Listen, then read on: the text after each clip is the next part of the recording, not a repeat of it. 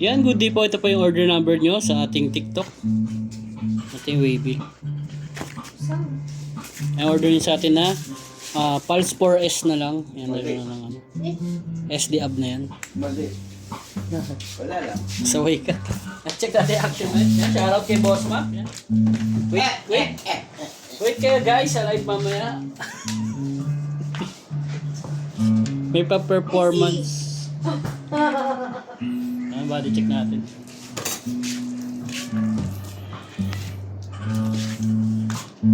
Gising tuloy natin si Irish. Hindi kayo ba namin niya? Gulo ni boss eh. Na-confirm. Gulo si boss eh. Mali si boss. Sablay. Sablay.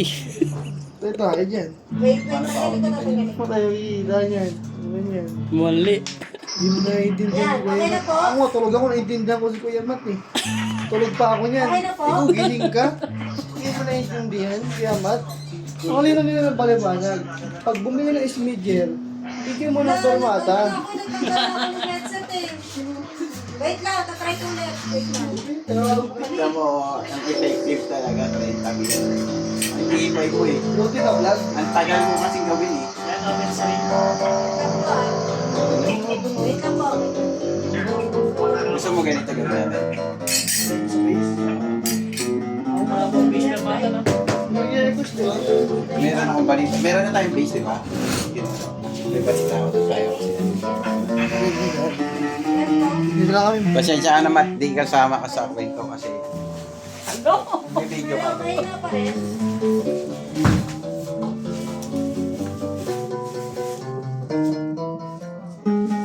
Ayun po. Nag-confirm ko na si Ate M. Nag-factory na rin ako sa GC. Hindi nire-remit lahat ni Carlo. Yung offering.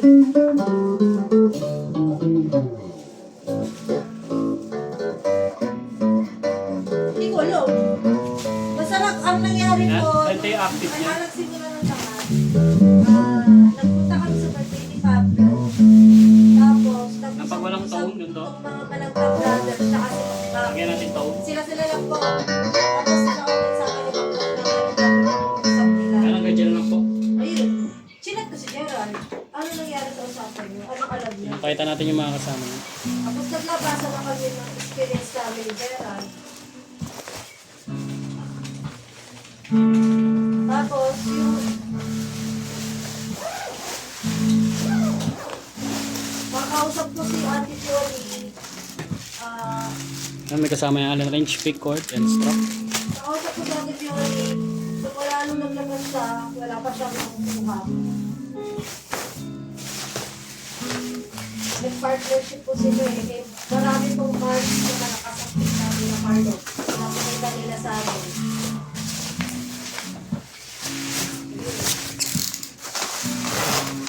Tapos yung regarding sa ano, sabi ko, kuya, nakakuha sila ng kotse. Isang lang, turing yun. Alam mo sa trabaho. Alam mo sa business yun. Ang nakausap ko naman po si Ate M, kasi ang sa akin ni Carlo, si Ate M ang naglabas ng pera para may pang-bili ng kotse. Pero sa akin ni Gerald, ang sakit. Tinanong ko si Ate M, may ikaw ba naglabas ng kotse? Kasi yun ang naglabas sa akin. Sabi niya, ang alam ko, gusto niya ang alam mo, pero lalo wala ako dyan, nakapag-ibang business na lang, whatever. Pero nagbigay tayo ng 20,000 para sa ibang business nito. Pero dahil wala namang pizza, malamang yung binigay niya natin. Ayan, papasa na natin ito sa magbabalot. Yung pwede na po. Yeah. Kaya naka-apat na bubble wrap din yan. Kasi isa lang mo, parang medyo negative na sila dahil wala naman na si Ate. 1, 2, 3, 4. Ayan, apat na bubble. Tapos sabi niya Ate M, magbibigay pa rin siya ng offering pero hindi niya na ipapadaan kay Carlo, sa akin na po. Sabi ko, sige Ate M, magbibigay ako ng screenshot na naisan ko sa GC ng RFC with breakdown ng mga nagiging offering para po transparent po ako sa inyo. Ayun. Pero ayaw niya na kausapin sila Carlo regarding dyan. Pag usapang pera, hanggat maaari, ayaw niya na na-confrontay ng tao. Bahala sila kung magtakot sila o magbayad o whatsoever. Kasi ayaw niya confrontay ko sila Carlo. Kay Ate Molly naman, medyo na-disappoint siya. Kasi sa haba ng usapan namin, ang pinaka-ending niya sa akin sinabi, salamat sa mga payo, pero sana naman sinabi sa akin.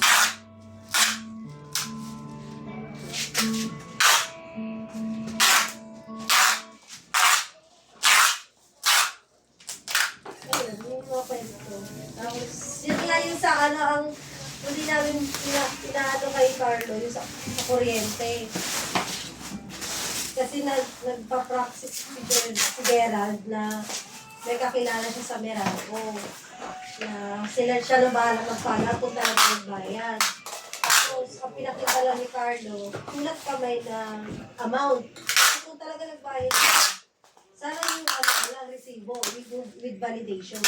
Hindi yung sulat kamay lang. Ewan ko namin kung talaga nagbayad siya o hindi. Tapos, parang, ang datingan pa ng PM niya kay Gerald, parang nagmamayabang pa siya na bayad na daw siya, o kausapin mo na yung kakilala mo, baka magawa niya na ng paraan yan. Parang gano'n pa yung chat niya kay Gerald. Eh, kung talagang bayad na siya, sana nanahimik na lang siya. Hindi niya na pinagmalaki pa kay Gerald. Hindi niya na itinalo pa si Gerald. Kasi ilang araw siya tinulungan. Tapos in return,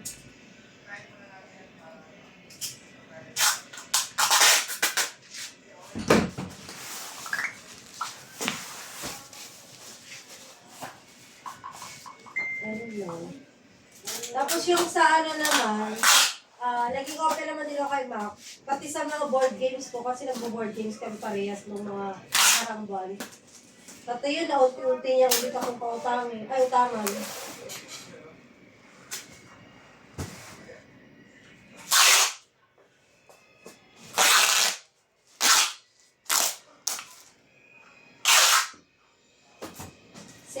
Actually, Pastor, yung pinag-usapan natin, yes, yung pinag-usapan natin before sa inyo, hindi pa rin siya nakabayad ng buo. At nagdagan pa utang niya. Hindi siya nagbago Pastor.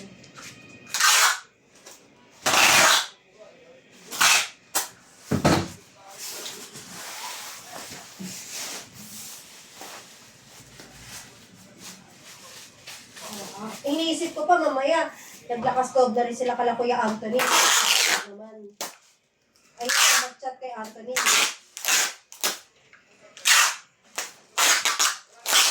Sana kahit mapagod natin sila Kuya Anthony. Kasi nakakahiya ko eh.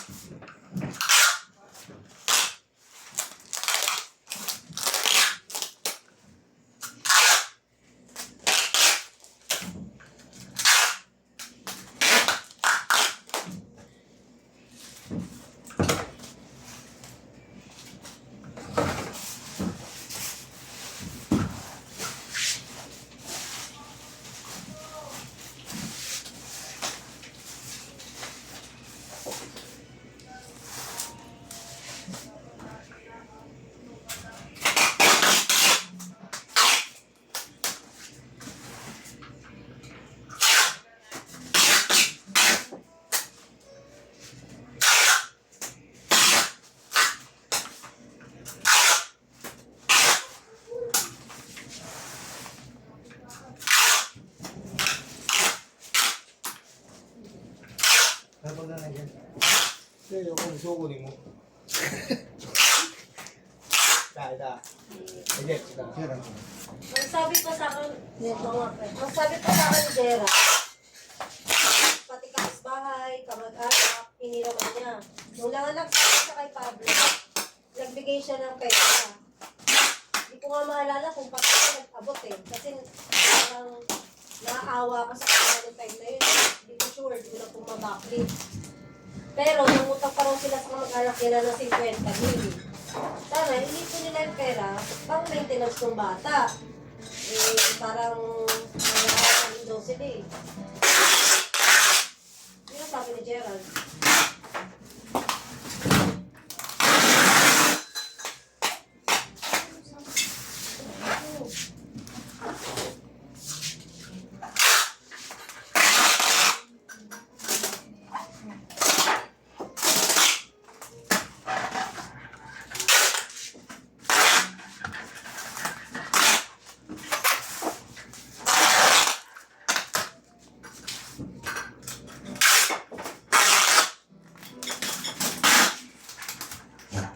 Meron daw silang utang. Sabi ko sa kasi si Bioli, may personal din daw silang utang kay Ate Bioli bukod pa dun sa business nila tsaka sa aircon. Hati-hati pa si Ate Bioli. Aircon nila, cash pa nila binayaran yun. Ewan ko kung nagbayad talaga sila ng kalahati kay Ate Bioli. Pero ang usapan sa aircon, hati sila dun. Tapos ang nag-cash si Ate Bioli.